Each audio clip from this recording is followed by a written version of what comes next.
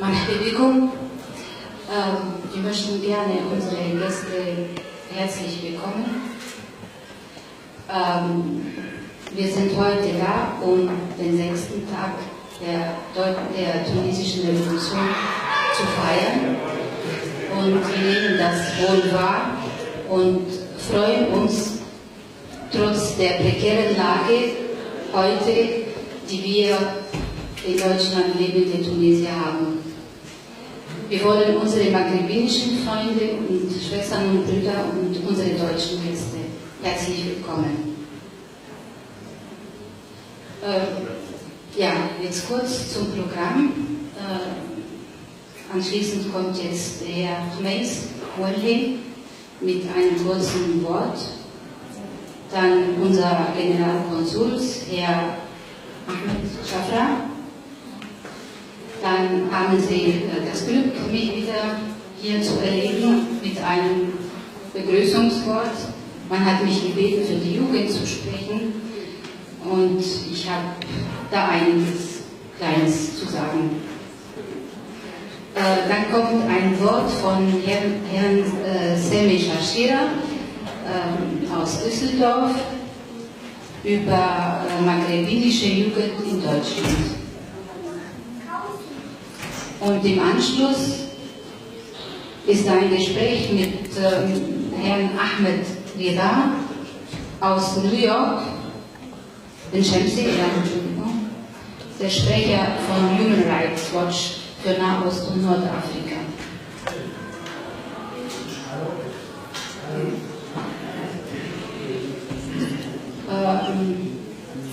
Dann fängt um 17 Uhr die richtige Feier mit dem Buffet.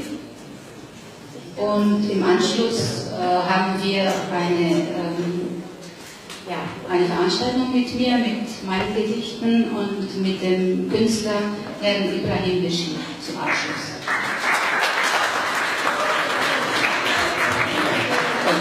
ما مش محتاجين يعني نعاود لكم البرنامج بالعربيه تقريبا واضح. المره المباشره السيد احمد شفرة الرئيس العام التونسي باش يعمل كلمه قصيره تحيه للحاضرين.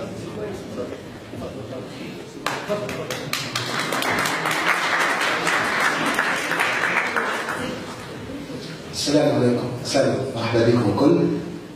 نتشرف اليوم حاضر معاكم هنا وحاضر نشوف الكل هنا بمناسبة الذكرى السادسة للثورة.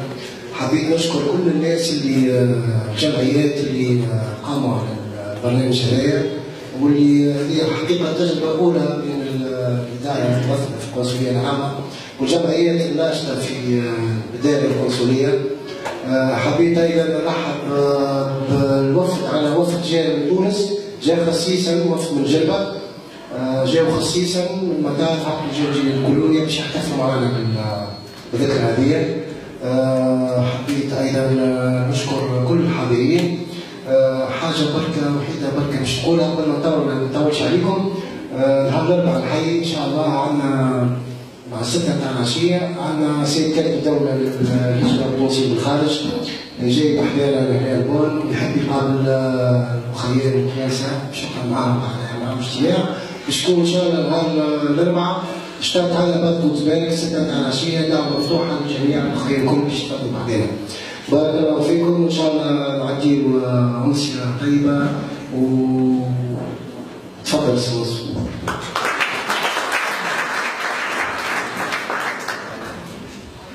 السلام عليكم، اسمي خميس مولي، رئيس جمعية اتحاد عام تونسيين بالصدار.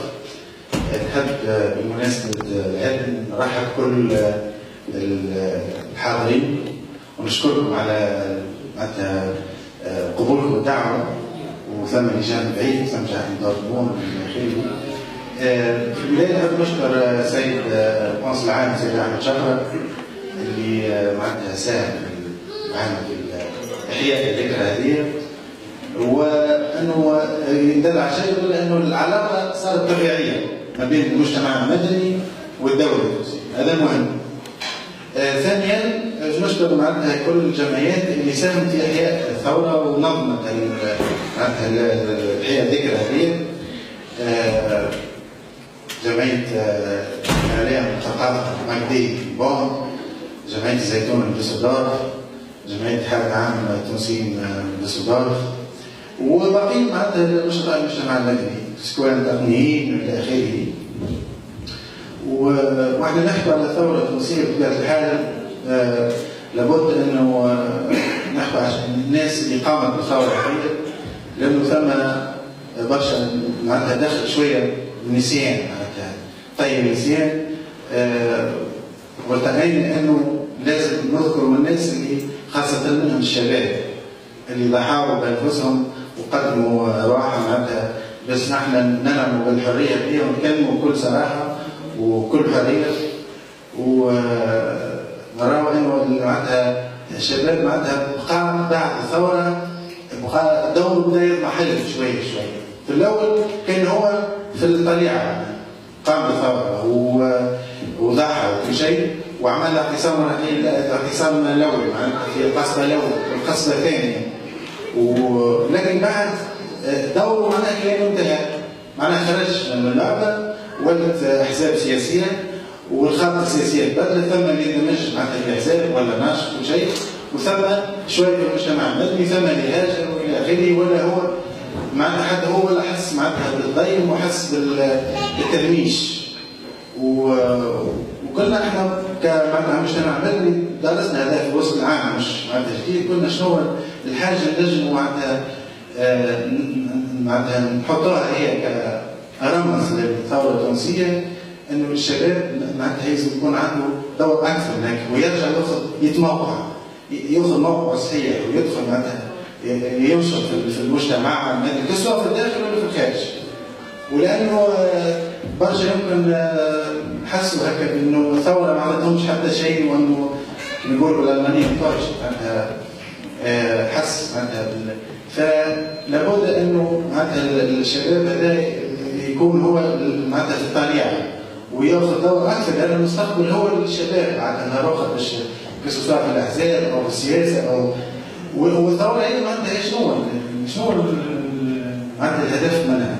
انه الانسان يسترجع المواطنه نتاعو، يولي مواطن عادي عنده حقوق اجتماعيه وسياسيه وكل شيء، ما يتهمشش ما عادش يضطر باش يعمل ثوره اخرى. تو عندنا قد معناتها حسب رايي انا الشخصي هي تبقى مساله معناتها انه التجربه التونسيه هي فريده من نوعها، قد كما الشمعه اللي تضوي على العالم العربي الكل، انها بالرغم من الصعوبات وبالرغم من الانتكاسات في بعض الاحيان والمشاكل اللي عاشتها بلادها، لكن قد هي نوعا ما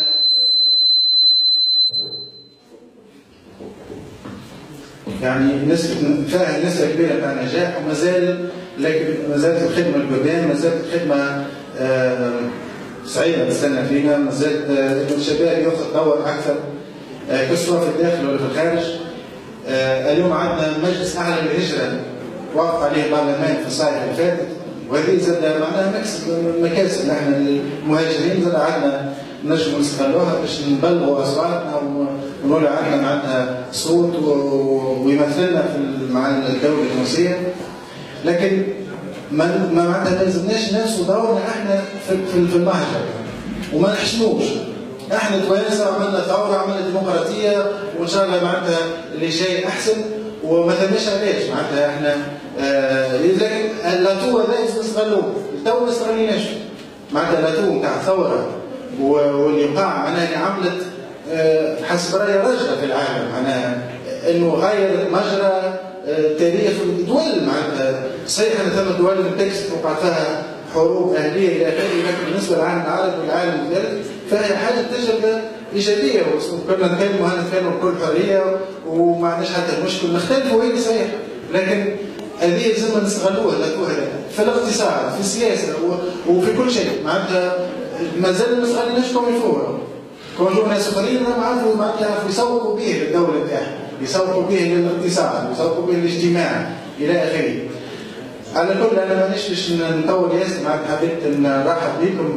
مازال عندنا سي سامي الشرشيري اللي هو مختص بمشاكل الشباب في المغاربه في المانيا بصفه خاصه، يعطينا بصمه على معناتها اخر البلد، وان شاء الله معناتها نتمنى لكم امسيه معناتها سعيده وطيبه مع بعض. بارك الله فيكم. شكرا سيد ماريس.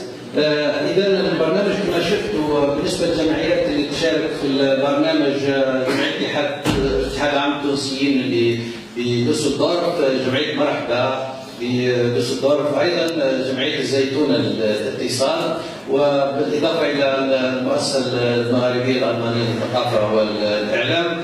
طبعا هذا العمل يساهم فيه ايضا فعاليات اخرى بالمجتمع المدني، وايضا المساهمه بتاع القنصليه العامه، احنا نشكرهم مره اخرى. تحيه خاصه للضيوف اللي جاوا من جربه، واحنا قلوبنا مع جربه، وانا وعدتهم باش ننبهوا انه ما تنساوش جربه في الرحلات بتاعكم معناها. حبيت نقول كمان انه برنامجنا بعد لحظات باش نعطي الكلمه للاستاذه كوثر التبعي.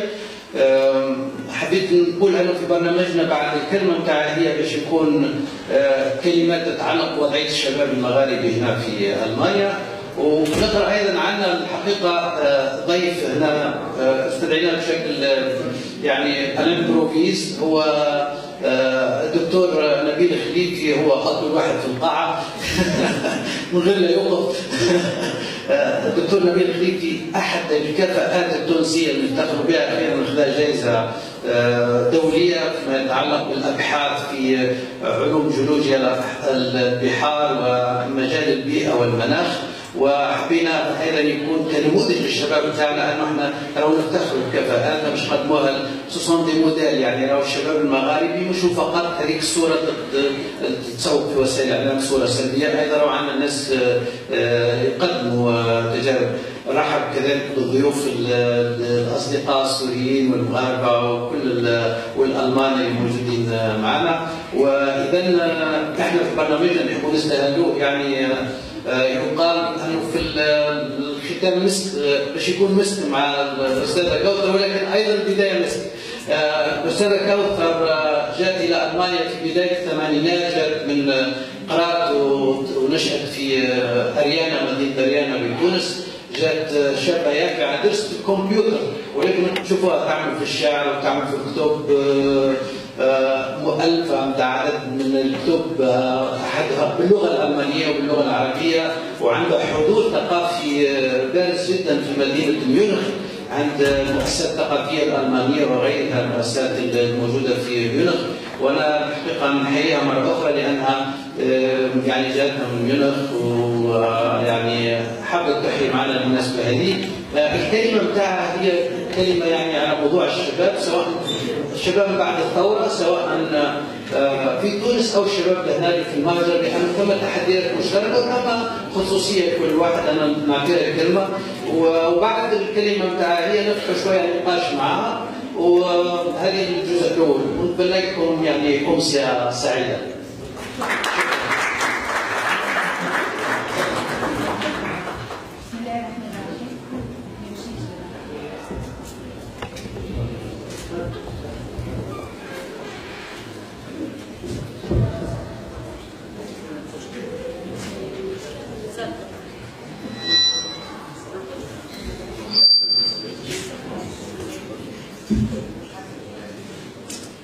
بسم الله الرحمن الرحيم.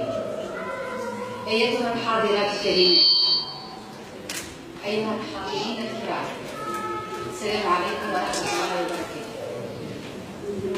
لست خطيبة ولم أخشى السياسة، ومع ذلك لم أتردد لحظة بالرد إيجابا حين طلب مني الأخ منصف السليمي المساهمة بإلقاء كلمة في الاحتفال بالذكرى السادسة للثورة التونسية. ربما يتبادر لأذهان العديدين سؤال مجيب: إن كانت عبارة احتفالية ملائمة إطلاقا لما نحياه اليوم سواء على الصعيد العالمي أو الأوروبي أو العربي أو الوطني، موقفي الشخصي أن الاحتفال واجب بغية وقفة تأمل مع الذات وتقييم ولشحذ العزائم في هذا الواقع الصعب، ثم بالاحتفاء بالحياة وبحب الحياة. هذا أقل ما ندين به لك أيها الشباب، هذا ما ندين به كذلك لكل قطرة من دم شهيد. وأنا ألملم شتات أفكاري لأخط رؤوس أقلامي لكلمتي هذه. لم أكن أتوقع أن يتحداني الواقع بكل هذه الفظاظة ويفرض علي مواضيع الساعة الحارقة. أحداث فاجعة برلين هزت أعماقنا، ونحن نتأهب لتوديع سنة مليئة بالآلام والصراعات والموت والتشرد في هذا العالم. والضحايا هنا وهناك لم تفعل أيديهم ولا رأت أعينهم. ليست المرة الأولى التي يفعلها ابن جلدتي وترابي وتراثي. كانت فاجعة نيتسا قد اقترنت بكلمة تونس للأسف. تأهبنا لاستقبال العام الجديد ونحن في توسوس بما عساه أن تحمله لنا شواريخ منتصف الليل من أخبار محزنة عن شباب فقد بوصلته.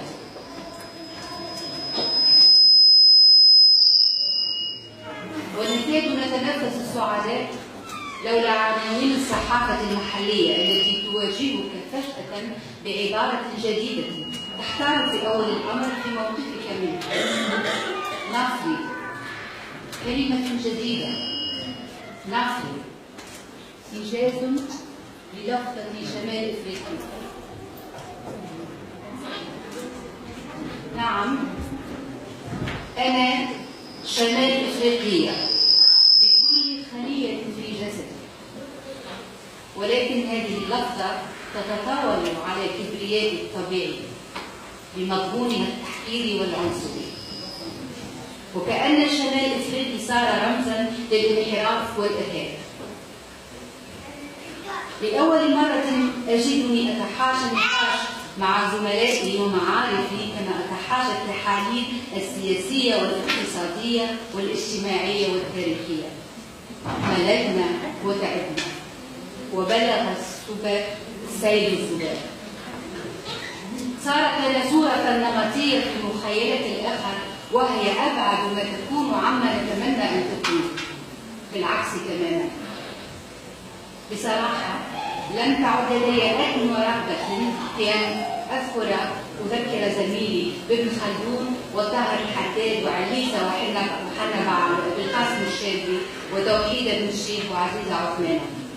نعم، تماما كرغبتي الملحة في إيضاح رفضي الصارم لشتى أنواع العنف والإرهاب، وفي أن أذكر أن ضحايا الإرهاب ليس السواح الأوروبيين فحسب، بل شكري والبراهمي وسقراط وشباب آخرين عديدين في عمر السهول خطفتها يد هذا الغول المتربص بيننا، وهم مرابطون في زمهرير الفيافي والجبال للذود عن كرامة الوطن.